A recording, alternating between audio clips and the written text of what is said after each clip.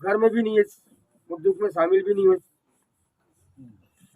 और जो हम जो गुनहगार है उन्हें सजा भी दिला बोले तो उसमें भी कोई जो हिसाब से कार्रवाई होना रही से उस हिसाब से कार्रवाई भी नहीं करी, ना घर में भी नहीं है। ऊपर से मोला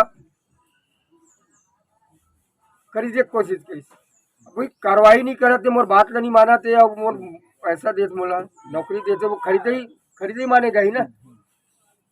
तो मैं क्या, ये जो जिस गुनेगार है, आज गुनेगार मोर सामने नजर के सामने में घुमा थे, अब ये कार्रवाई नहीं करते तो ये ऐसी पैसे लेना, ऐसी नौकरी कौन से काम के। तो मैं वो 10 लाख की घोषणा करे रही, ओला भी स्वीकार नहीं करे, और नौकरी भी बोले रही सरकारी नौकरी, ओला भी स्वीकार नहीं करे।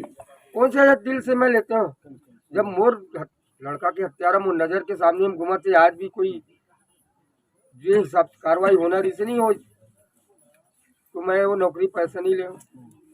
दो बातें, चुनाव प्रचार के समय में आपने कहा, हाँ इसके लिए भी हम सोचे हैं, अब चल भी रहे हैं उस दिशा में, उस दिशा में हम काम कर रहे हैं कि जो मोर के साथ घटना हुई वो कखरो साथ मत हुए। वो हिसाब से हमारे अब तो हमारे प्रदेश में भी हमारे सरकार है, प्रदेश में भारतीय जनता पार्टी की सरकार बन गई। और आप सभी सब जानते हैं कि हमारे जो पार्टी है सत्य की पार्टी है, सनातन पार्टी है, जो सनातन को मानने वाला पार्टी है, सत्य के राह पे चलने वाले पार्टी है, कि ऐसी जो मोर साथ हुई अभी किसी के साथ नहीं हुआ। हम उस हिसाब से ही आगे बढ़ेंगे, उस हिसाब से हम सरकार चलाएंगे। सब अधिकारी कर्मचारी है, सबको हम निर्देश दे रहे हैं कि हमको सत्य के राह पे चलना है, अपने को नीति किस नीति से चलना है सब हम बता रहे हैं। बताए ना कि जैसे कि हमारे जो पार्टी है धर्म की पार्टी है, सबको लेके चलने वाला पार्टी है, उस हिसाब से तो पुराने बातों के धर्म सभा जो लव जिहाद के शिकार हो रहे थे, तो सबका हक है भी अपने समाज को बचाए रखने का।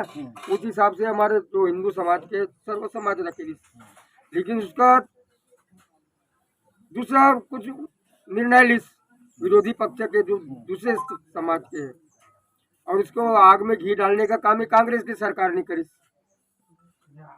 तो ऐसे नहीं हो जो जिहाद की करके तो ये नतीजा देखना पड़ा। वो सरकार उस जो उचित कार्रवाई नहीं कर पा रहे थे, संरक्षण दे रहे थे। अभी थोड़ी देर पहले आपने कहा कि आप बताएं उसके बारे में। नागपुर में मैं तो कम से कम 30 साल रहा, मैं नागपुर में 30 साल रहा। मोमिनपुरा एरिया है, भानखेड़ा एरिया बोलते हैं, वहाँ उस जगह में रहा। वहाँ से बड़ी तरफ सब्जी मंडी है जिसको हम काटन मार्केट बोलते हैं। काटन मार्केट में मैं सब्जी के टोकने भी ढोए, कुछ दिन के लिए नींबू भी बेचा मैंने। फिर उसके बाद में गन्ने का जूस बोलते, गन्ने का जूस भी बेचा। फिर वहीं से लग के संतरा मंडी था, अभी भी आज भी है, लेकिन थोक भाव वहाँ कलम न चले गए, बाकी वहीं भी है, वहाँ भी काम किया। मेरा पिताजी भी जाते थे, वो रिक्शा चलाता था मेरा पिताजी, हाथ रिक्शा। तो हम पिताजी के रिक्शा मंग के हम भी चलाना सीख गए। चलाने जैसे रोड पे निकलते थे तो फिर सवारे टकराते थे, पैसे आ जाते थे तो हमको लालच बढ़ते गए। तो हम जो दुकान में काम करते थे, दुकान में कम मजदूरी मिलता था, रिक्शे में ज़्यादा मिल जाते थे, और रिक्शे में अपने मर्जी से चलते थे ना कि यहाँ जाना है तो 25 लेंगे, 50 लेंगे। उस हिसाब से मैं रिक्शा चलाने सीख गया। रिक्शा चलाते चलाते मैं सब्जी मंडी, जहाँ मैं टोकना ढोया, वहाँ सब्जी मंडी पहुँचा।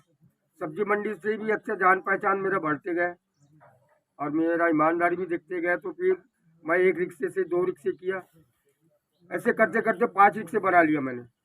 5 रिक्शे में हर एक रिक्शे के पीछे 2 लड़का रखता था मैं, और वहाँ होलसेल का धंधा था।